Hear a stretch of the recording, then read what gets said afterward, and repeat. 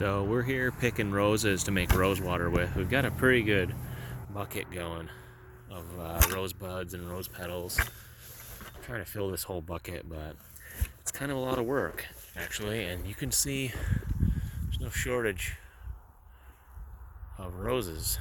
But man, now I know why rose essential oil is so expensive, because most of the good aroma is in these ready to pop buds, and the petals are so light that it takes forever to fill this bucket. But man, you can see it's no joke. Try to get an equal amount of these buds as petals, but wow, that's gonna be a really nice haul.